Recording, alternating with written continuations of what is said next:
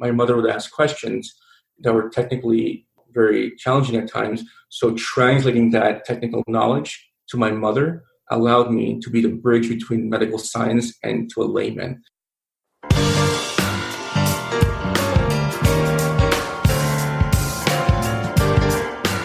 Welcome to Heart with Anna. I am Anna Jaworski and the host of your program. Today's show is The Scar Behind the Scrubs, and our guest is Nauman Shahid. Nauman Shahid is currently a 33-year-old male who knows that the right things came together for his survival. Nauman's parents were told that tetralogy of Fallot, or TOF, had no cure in Pakistan in 1987, and that any chance of survival would be either in the United States, India, or Australia. He came to the United States for treatment and repair of his TOF. Growing up, he has had to face his share of challenges, including multiple surgeries. But all this created a burning desire for him to pursue a degree in medicine. He earned a Bachelor of Science in Biology and Master's in Public Health and Health Policy, and is currently a first-year medical student. In 2017, he had his second open-heart surgery to replace his pulmonary valve, which was followed by multiple complications, all while in medical school. He uses his story as a means to uplift others and give hope, as he feels it is his duty to inspire and lead by example. He believes he has found a new home in the congenital heart defect community thanks to his experiences. Welcome back to Heart with Anna Nauman. My longtime listeners may remember you or your brother Guzman from season 7 and 11 of Heart with Anna. Thanks for having me, Anna. Really glad to be here. Well, it's been a while since you've been on the program, so I'm going to ask a couple of questions that maybe my longtime listeners will be a little bit familiar with, but then we're going to delve deeper. Is that okay, Nauman? Absolutely. Okay, so let's start with some of your earliest memories of moving to the United States and having your first surgery. Well, Anna, my journey to come to the USA started off actually in Pakistan. As you know, I was around Eid time, which is a Muslim festival, and 4 medical students in Lahore, Pakistan, they came to my mother and told her of my cyanotic presentation. And they said, your son is very cute. If you can please show him to a physician soon. My mother naturally got offended at the time, but her motherly instincts kicked in that evening. And lo and behold, later that week, they got me to a doctor, and the doctor said, yeah, he seems to have some cyanotic presentation and he needs to be seen by a cardiologist. Long story short, they took me to a cardiologist. They said he has a congenital heart defect, tetralogy of Fallot, and you need to take him to Karachi, Pakistan, which was at the time the best institution, Aga Khan University. And even despite their brilliance at the time, they were not able to offer therapy. So in some ways, my family had sort of accepted my fate. My extended family had accepted my fate that Nauman would not remain. This is not to say in any negative way. It was just a time period. The technical know-how wasn't there in Pakistan at the time. Right. In the 80s, we just didn't know that much. And sadly, people knew that sometimes children died. Yeah, exactly. So my father, though, he worked in a bank at the time in Lahore, and an American client came to him and saw my picture at his desk and said, your son is, how old is he? And he looks very cute. Naturally, my father started to cry because of what was to come. And turns out this guy told my father that I can help you. I want to meet you tonight. He was the vice president of Lions Club for Asian sector. And he basically told my father that there's a program called, that does medical missions, Children of the World program, that's run by Deborah Hart Lung Center in Browns Mills, New Jersey, and they sponsor kids on a case-by-case basis. You should apply for it, and if the stars line up correctly, you should be able to take your son to America for treatment or wherever you desire. So the world was sort of open at that point. So I applied, and I got accepted to that program to a hospital of my choosing. So we went back to Aga Khan, and the doctor in Aga Khan said, without a doubt, regardless if you have options to go to Australia, India, or US or UK, you need to go to USA. They're the only ones who right now know how to do this correctly. Mm-hmm. So my parents sold what they had with a lot of hope. They brought me to America for the Lions Club, to Deborah's efforts, and that's where I got my first repair done in Browns Mills, New Jersey. Dr. Lynn McGrath was a surgeon. Dr. Chaya Bali, she was my cardiologist. So that was sort of how it started for me to come to the USA. And what made us stay here was that my sister was born shortly after in 1987. She was born with Down syndrome, Annie. So considering all the factors, immigration services looked at her case and said, you know what, America is open to you. You are welcome to stay here based on your situation.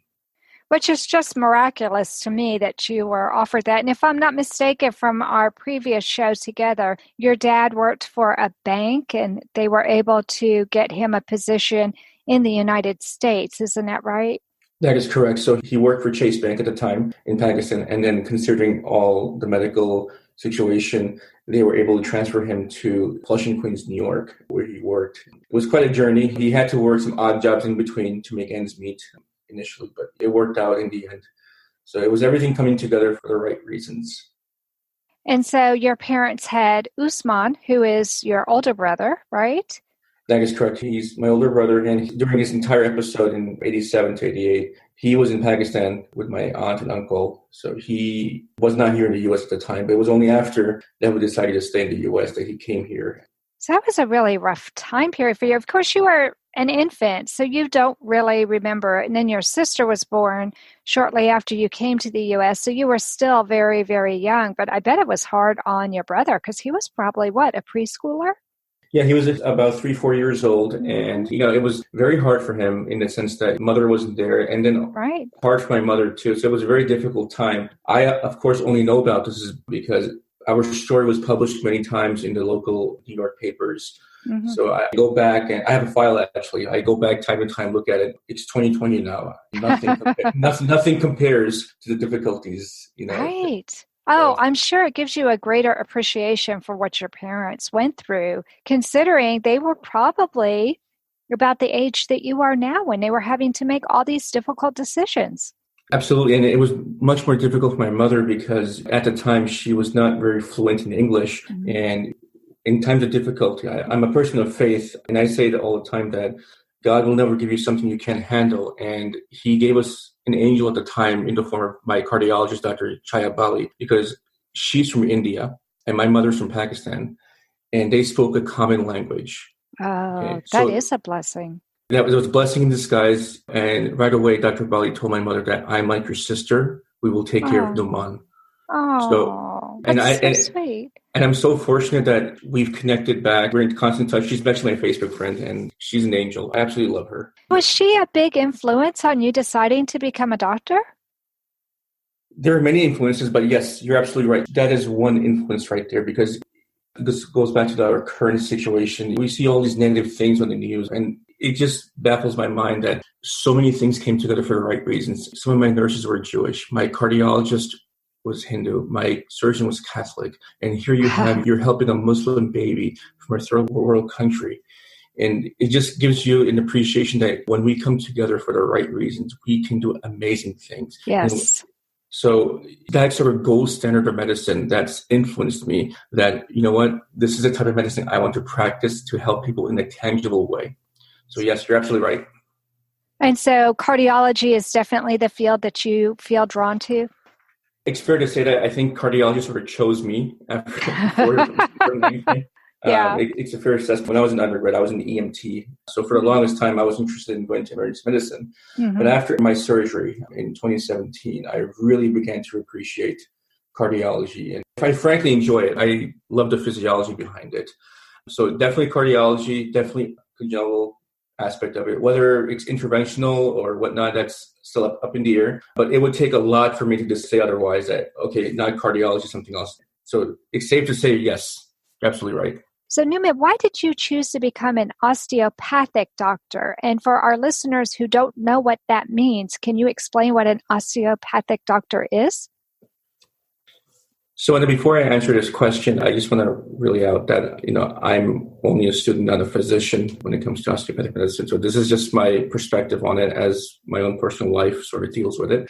Choosing osteopathic medicine was a very personal decision for me. And it goes back to the actual definition. Osteopathic medicine runs on 4 different tenets. Number 1, it's basically we see the human body as a functional unit, and it consists of the mind, body, and spirit and being interconnected. We also believe that the form and function are interdependent beings, that everything's related. If something happens on one side of the body, you will see the effects on it in another area. And then we also believe that the human body has an own innate ability to heal itself when given the right conditions. So, and the number 4 is the paramount idea that osteopathic treatment is based on these tenets. I mentioned about the idea of spirit, and spirituality is very, very personal to me. When my sister was passing away in 2013, I may have mentioned in the previous program, she passed away due to a MRSA infection and got pneumonia and went into respiratory failure. We had decisions to make, and it was a time period where I really had to delve deep in my spirituality, in that if my sister was alive, what would she want? Now, she's not alive at the moment in the sense that she's not able to make her lively decisions in being autonomous. How would she have answered this for herself? So that spirituality really answered it for me in the sense that I need to keep her spirit alive by making decisions for her. So osteopathic medicine was the only fitting path for me based on my sister's experience and how she passed away. 3 weeks we fought for her life with the doctors. And when the doctors told my parents and I that we need to start thinking of other options in terms of hospice care, I asked the doctor, how is she going to react in terms of her care? When the doctor said she might go into arrhythmia, cardiac arrest, she's going to renal failure, she's on life support, at that point I said, she's already gone. She's talking to me in the sense that she wants to go. It's just that we are keeping her here. So the whole mind, body, spirit really spoke to me. It was almost as if her spirit spoke to my spirit that let me go, Nauman. It's time for me to go. Texas Heart Institute were offering us a mechanical heart, and he said, no, Dad, I've had enough. Give it to someone who's worthy. My father promised me a golden dress to twirl in. He held my hand and asked me where I wanted to go. Whatever strife or conflict that we experienced in our long career together was always healed by humor. Heart to Heart with Michael. Please join us every Thursday at noon Eastern as we talk with people from around the world who have experienced those most difficult moments. This content is not intended to be a substitute for professional medical advice, diagnosis, or treatment. The opinions expressed in the podcast are not those of Hearts Unite the Globe, but of the hosts and guests, and are intended to spark discussion about issues pertaining to congenital heart disease or bereavement. You are listening to Heart with Anna. If you have a question or comment that you would like addressed on our show, please send an email to Anna Jaworski at anna@hearttoheartwithanna.com. That's anna@hearttoheartwithanna.com. Now, back to Heart with Anna. Before the break, we talked with Nauman about his childhood and his decision to study medicine. Now we're going to focus on what studying as an adult with a congenital heart defect has been like for him. So what has been the most challenging part of medical school, considering your physical limitation with you having a heart defect? I think the most difficult part for me was laying in bed with a central line and then IVs after my surgery, and then logging onto social media, looking at my friends, and then they're going through the program. And of course, I mean very well for them. I'm very happy for them. But then imagining that I was sitting there at that one point and I'm not right now, I think that was the most difficult part for me. When you were separated from your classmates and they were able to continue, but you were in a recovery process, that was what was hard? Correct, because my recovery was a bit unorthodox in the sense that I had a lot of scar tissue because I went about 30 years between 2 open heart surgeries. Wow. And with scar tissue comes pain usually. So after my second open heart surgery, it was very painful for me to even get up. And my mom would sometimes have to hold the phone for me. Or they made a custom table for me where I would look through different social media and stuff and all that. And so that was a very difficult time period. Sure. I didn't believe this first, but one of my nurses on my case told me that you'll have a lot of emotional moments after surgery. And now that I know that when you open the heart up, when you mess with certain nerves, the vagus and the phrenic nerves, and they go back to your parasympathetic and sympathetic nervous system, you have emotional moments. And it was very true for me. So it goes back to the idea of how the body's interrelated. So it only confirms my decision of osteopathic medicine in that sense. Right. Yeah. Yeah, I can see that, where between what you experienced with your sister and now what you've experienced yourself, you feel like that solidifies your decision to work in a field where you're accepting and maybe even celebrating that working with a human being is a mind, body, spirit connection. Absolutely. Exactly. That's what it is. Well, I know you became really ill during one of your semesters, even aside from your open heart surgery. What do heart warriors need to know about advocating for themselves when their congenital heart defect interferes with their life goals? And this is a very new area in the CHD world because we have kids who were not expected to live into full adulthood. They are now, which is a very good thing. Yeah. And so with adulthood comes your normal life in the sense that you have work obligations, you have school obligations. Right. So to answer your questions, there are resources available. You just need to know where to look. So whether it's work, whether it's school, resources are available in the sense that you can go talk to your administration, see what plan you can come up with. Mm-hmm. And this is where I have to mention that I'm very fortunate that my school was very supportive every step of the way throughout my career in medical school. And part of that reason is because I myself was very transparent. Anytime I would have some sort of hiccup or anything, I would straight away go to the administration and ask for their assistance, and we would come up with a plan, and boom, it would be done. But it's also important to talk to your doctors as well. I think that sort of idea gets negated, that we're so driven into the idea that, oh, I had my surgery, I'm repaired, I'm great now. And while that's good to celebrate, you need to also be transparent with your medical team, making sure you're not doing too much too soon, because it can cause you to take 20 steps back. Yeah. So if you talk to your administration, your human resources, that, okay, you know what, I had surgery, this is my plan of coming back, take that plan and go to your physician's team. Tell them what you'll be doing so they can have an eye on it too. It's not just one facet of your daily life. Your medical team needs to be equally involved in this decision-making process when you transition back to work or school. It's a balancing act in the sense that you need to have all the key players talking to each other, making sure that your plan of action is suitable to your health.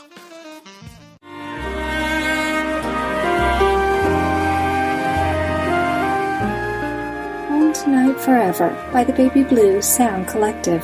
I think what I love so much about this CD is that some of the songs were inspired by the patients. Many listeners will understand many of the different songs and what they've been inspired by. Our new album will be available on iTunes, Amazon.com, Spotify. I love the fact that the proceeds from this CD are actually going to help those with congenital heart defects. Enjoy the music. Home Tonight Forever.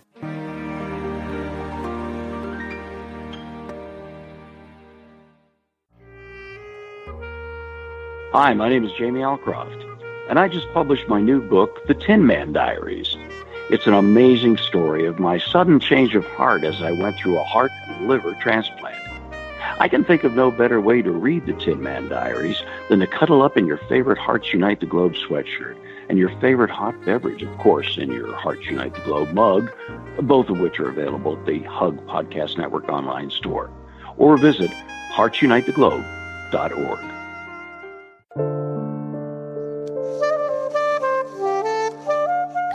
Heart to Heart with Anna is a presentation of Hearts Unite the Globe and is part of the Hug Podcast Network.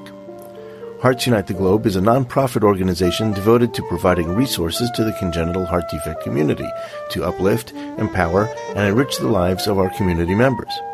If you would like access to free resources pertaining to the CHD community, please visit our website at www.congenitalheartdefects.com for information about CHD, the hospitals that treat children with CHD, summer camps for CHD survivors, and much, much more.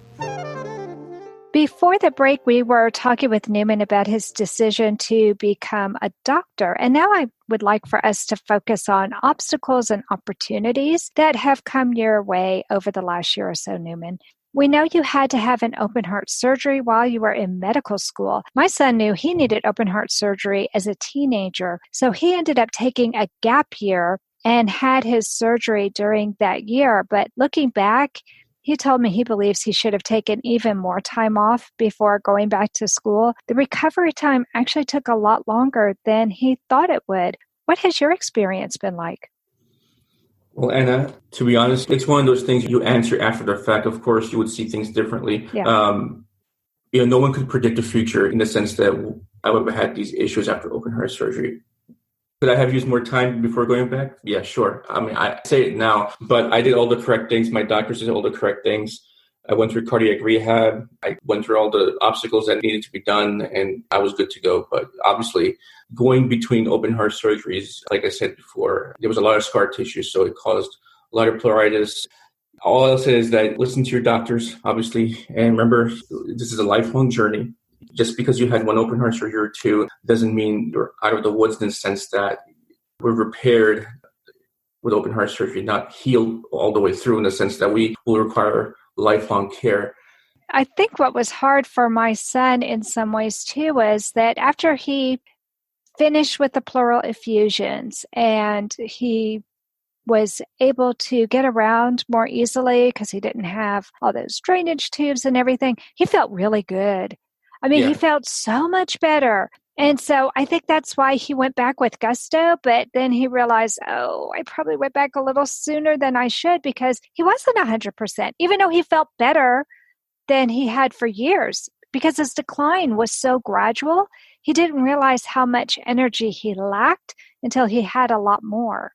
Yeah, and that's the thing. It's a lifelong journey. But that said, if I hadn't gone through those obstacles, I wouldn't be having these opportunities I'm having now. Just a few weeks ago, I was called into Cincinnati by Patient Education Media Systems. They were doing a film that's going to be released in around May or June on Amazon Prime called Listen to Your Heart. And I was interviewed for it. If I had been anywhere else in my life at the time, right now, I probably would not have gotten this opportunity, or I wouldn't be called into getting a research fellowship to work with my surgeon, Dr. Morales, at Cincinnati Children's Hospital for the summer. That's so awesome. That really is amazing. So I think what I love about you, Nauman, is whenever I have taught with you, you try and turn obstacles on their head and turn them into opportunities. And being an optimist like that, I think, is what has enabled you to do so many good things with your life. Yeah, and you have to be. Otherwise, with the CHD journey, it's very easy to stare down the tunnel and realize that, my life is not this way or that way.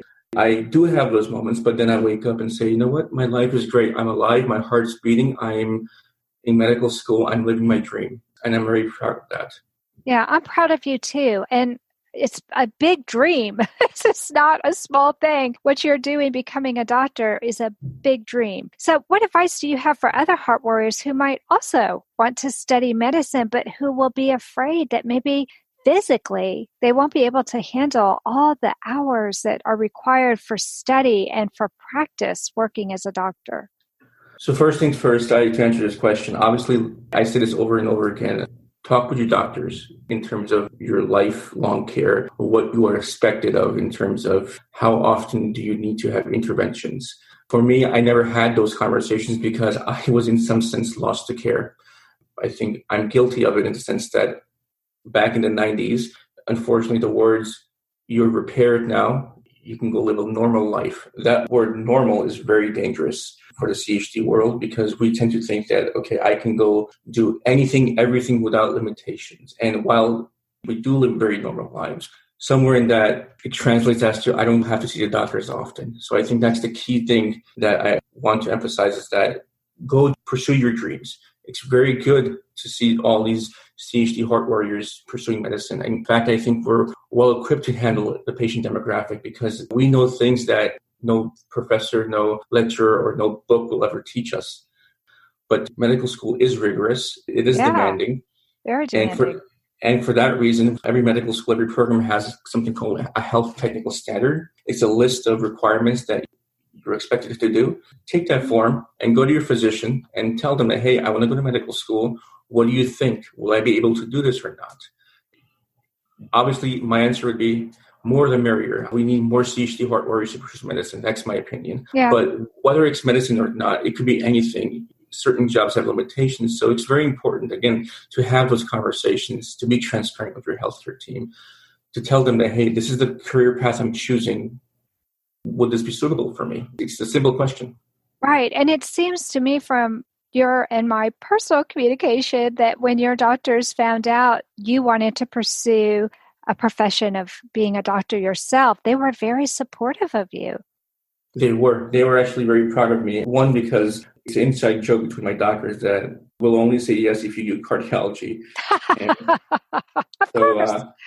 So it was an inside joke, but no, they were very supportive of me. And I said, I'm going to do my very best. And so far, things have gone very good for me in every facet, professionally, medically. I actually enjoy it. I love talking about my journey. Obviously, when something comes up with cardiology, my attention span goes from 100% to 120, 30%. Right. So it's fun for me. Yeah. Right.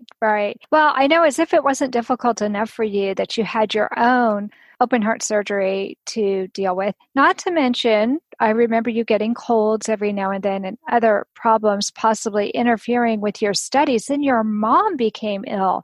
Can you tell us what it was like for you to be home with your mom when she became the patient and how your medical training helped, or maybe did it help you through that period in your life? Yeah, so my mother got ill. She had a spike in her blood pressure. 99% of the time I'm very calm and collective. I had a scare when I took my mom to the ER and they were working up for her blood pressure and giving her history. My grandmother also died because of renal failure due to her blood pressure. I was worried, but I was also confident in the doctor's ability to take care of her. But the moment that got to me was when they took her away for a CT scan just to make sure to rule out a stroke. The ER, they rang the bell, code stroke room. It was her room at the time. And that really, that got me very worked up. I mean, in the sense that I said, in my heart, I said, Mom, not tonight, not right now. You got to see me cross the bridge becoming a doctor. I'm living for that moment, not tonight. Yeah. It was much more difficult because it happened to be the same ER, the same hospital where my sister died. And later that evening, they took her to the ICU. I remember she was in room 11 and my sister was in room 9, right across. Oh, wow. So, but my sister's room was empty. So I sat outside the lobby, my mom's room and stuff, while they were taking care of her. And my sister's room was empty. My mom's room was there. So that was a very challenging time for me. Sure.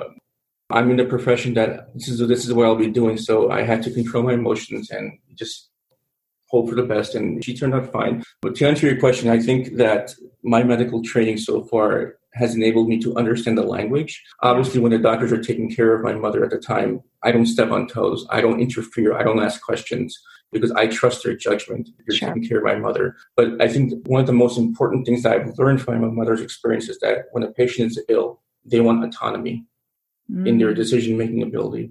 Mm-hmm. So that was very important for me in learning that because my mother would ask questions that were technically very challenging at times. So translating that technical knowledge to my mother allowed me to be the bridge between medical science and to a layman. So I think that I'll be using that with my own patients one day in dissecting that information. And at night when she would be asleep, I would request if I can get her EMR records just so I can study them and stuff. So it's fascinating to look at how they treated her. And when I look up, I see my mother's face and she's sleeping. It comforts me that she's okay. She's getting the treatment she needs. But obviously it's her mother. It's not easy. But sure. One day it'll be patients and it'll be no different because patients come in when their homeostatic balance is not correct and they come to you. And that's why I'm doing this. I just love that. And I know that you made sure your mother had the best of everything while you were there. Yes, I made sure because she means everything to me. And like I said, I trusted doctors' judgments. They did everything, ultrasound, ruled out the bad things and stuff, renal artery stenosis, and, just hearing that lingo. And it gave me confidence that she's in the great care. She turned out fine. She's doing great now. I call her prescriptions in. I take care of her if she needs something. I watch her sodium intake. I taught her how to use the app to monitor her health. So these are all things I think that need to be taught in modern medicine that doctors can only do so much. A lot of it also has to do with the patient. So sure. It's a good training for me, I think. Yeah. Yeah. Oh, absolutely. Well, thank you so much for coming on the program today, Nauman. I always love talking with you. Thank you, Anna, for having me. And just a shout out to all heart warriors. Keep being the amazing people you are. And I'm pursuing medicine for you because in the next 15 minutes, that child is going to be diagnosed with a CHD. all my efforts are for that child. I love that. Well, that does conclude this episode of Heart to Heart with Anna. Thanks for listening today, my friends. If you enjoyed listening to this episode, please consider becoming a patron. Just go to www.patreon.com/heart-to-heart and pledge a monthly amount to support our program. It only takes a few minutes to make a big difference. For the cost of a pizza, you can help us continue to provide great programming for the congenital heart defect community. Have a great day. And remember, my friends, you are not alone. Thank you again for joining us this week. We hope you have been inspired and empowered to become an advocate for the congenital heart defect community. Heart to Heart with Anna, with your host Anna Jaworski, can be heard every Tuesday at 12 noon Eastern Time.